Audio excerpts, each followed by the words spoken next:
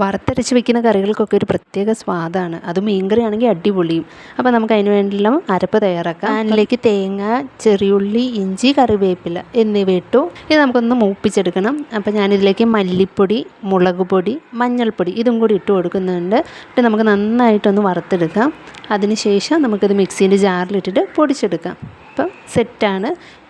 ഇത് ചട്ടി അടുപ്പിൽ വെച്ചു. അതിലേക്ക് എണ്ണ ഒഴിച്ച് കടുക് പൊട്ടിച്ചു. ചെറിയുള്ളിയും ഇഞ്ചി ഇട്ടൊന്ന് മൂപ്പിച്ചു. അതിനുശേഷം നമ്മൾ പൊടിച്ചു വെച്ചിരിക്കുന്ന അരപ്പ് മസാല, ആ തേങ്ങ വറുത്തത് ഇട്ടു. അതിനാവശ്യമായിട്ടുള്ള ചൂടുവെള്ളവും കൂടി, തിളച്ച വെള്ളവും കൂടി ഞാൻ ഇട്ട് കൊടുക്കുന്നുണ്ട്. ഇനി നമുക്കിതൊന്ന് നന്നായി തിളച്ച് വരുന്നവരെ വെയിറ്റ് ചെയ്യാം. അതിലേക്ക് ഞാൻ കുടംപുളിയും കൂടി ഇട്ടിട്ടുണ്ട്.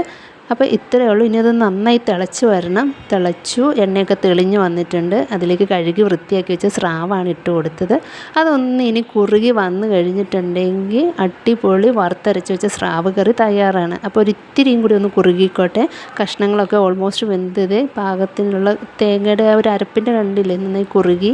ഇത്രയേ ഉള്ളൂ, സിമ്പിളാണ്. ഇതുപോലെ നിങ്ങൾ ട്രൈ ചെയ്ത് നോക്കിയിട്ടില്ല എങ്കിൽ സ്രാവ് കിട്ടുമ്പോൾ വറുത്തരച്ചൊന്ന് വെച്ച് നോക്കണം.